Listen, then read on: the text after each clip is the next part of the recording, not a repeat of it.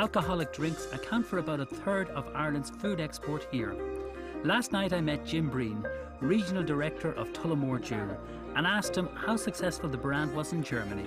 Tullamore Dew is one of the leading whiskies in Germany and has been for many, many years, and it's been very, very popular, particularly in the northern part of Germany, where they like this type of whisky.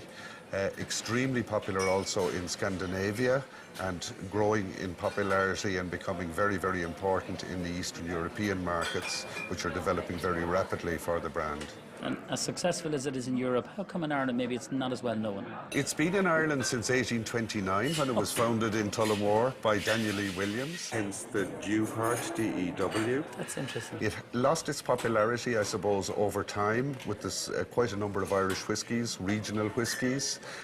People used to drink whiskies on a regional basis. They'd drink their local distilled whiskey. That's changed a bit with brands becoming more international now, and people drink for taste or for smoothness or for whatever they want in a whiskey these days. We're actually relaunching the brand in Ireland now, and we intend making it more well known, and we intend getting it back to where it should be in the Irish market. What makes it so special, the taste or the flavour of the whiskey? It's smoothness, really, and Irish whiskey is seen by whiskey consumers as an extremely smooth whiskey, and it's triple distilled, makes it smoother, as opposed to other whiskies which more than not are double distilled whiskies, and the triple distillation gives Irish whiskey a smoothness that makes it very, very palatable to people who aren't whiskey connoisseurs. People will like it, but actually loved by whiskey connoisseurs as well. Triple distillation applies to all Irish whiskies, but what makes Tullamore Dew differ to the competition? The ingredients are the differentiator between all the different varieties of Irish whiskey and the different brands. And when you smell it, tones in the whiskey. For example, in Tullamore there are malt tones because there are elements of malt whiskey in the blend of Tullamore Dew. And does this change the longer it's matured and aged?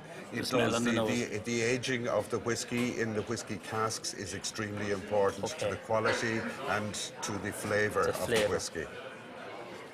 So what should you look for when you're smelling and tasting the whiskey?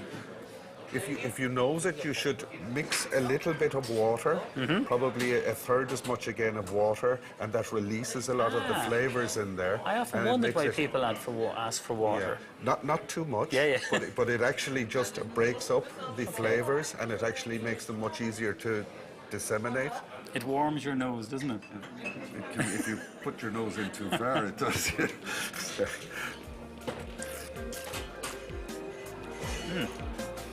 It's very smooth. It is. And it warms going on. It's beautiful. Nice on a cold day. Yeah, absolutely. It warms you like you're outside in Berlin. Exactly. Coming up in part 2, the roast rack of lamb with a herb crust and the pumpkin risotto. Taking great pride in what we do for you. Home Chef, in association with the Board Bia Quality Mark.